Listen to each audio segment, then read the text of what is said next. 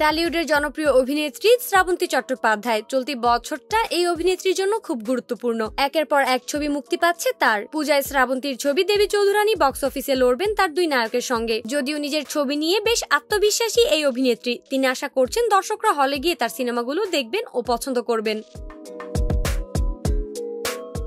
ওপার বাংলার নায়িকা শ্রাবন্তীর ব্যক্তিগত জীবন তথা বিয়ে ডিভোর্স নিয়ে চর্চা যেন একটু বেশি। 3 বার ভেঙেছে এই নায়িকার সংসার, কিন্তু ভালোবাসায় ভরসা রাখেন এই অভিনেত্রী। সম্পর্কের প্রতি তার বিশ্বাস এখনো অটুট। শুধু তাই নয়, বিয়েতে এখনো বিশ্বাস রাখেন এই নায়িকা। সম্প্রতি এক সাক্ষাৎকারে এমনটাই বললেন শ্রাবন্তী। তিনি বললেন, আমি এখনো বিয়েতে বিশ্বাস করি, কারণ আমি আমার বাবা মাকে দেখেছি। আমি মনে করি যারা বিয়ে করেছেন তারা ভালো থাকুন, তাদের যেন একে অপরের প্রতি স্বচ্ছতা বজায় থাকে। বিয়ে এমন একটা সম্পর্ক যা আমরা বহু বছর ধরে দেখে আসছি।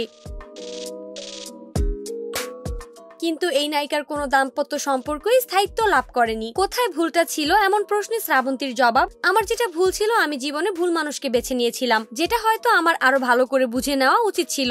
আসলে আমি তো খুব ইমোশনাল মানুষ, সেখানে আমার মনে হয় আবেগে না ভেসে আরো বাস্তবতা নিয়ে জীবনটাকে দেখা উচিত ছিল। আমি বলবো নিজের ভালো থাকাটা খুব গুরুত্বপূর্ণ, পাশাপাশি নিজের সম্মানটা যেখানে বজায় থাকবে সেখানে এগিয়ে যাওয়া উচিত।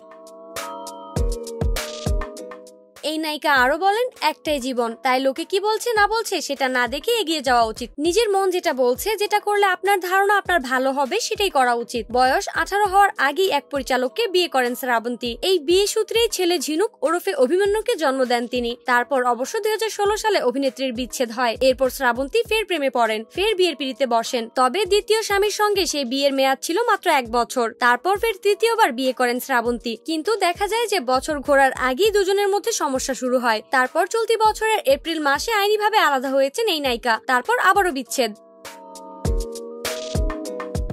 প্রসঙ্গত, বাংলা সিনেমার জনপ্রিয় অভিনেত্রী শ্রাবন্তী। 2 বাংলাতেই তিনি বেশ জনপ্রিয়। তার সৌন্দর্য ও অভিনয় বরাবর তাকে প্রথম সারি নায়িকাদের তালিকায় নিয়ে গেছে। বহু বছর ধরে তিনি নিজের এই জায়গা ধরে রেখেছেন। অভিনয় নিয়ে কোনো রাগঢাক রাখেন না তিনি। নায়িকার চরিত্র হোক বা আইটেম গান, সব জায়গাতেই চেষ্টা করেন সেরাটা দেয়ার।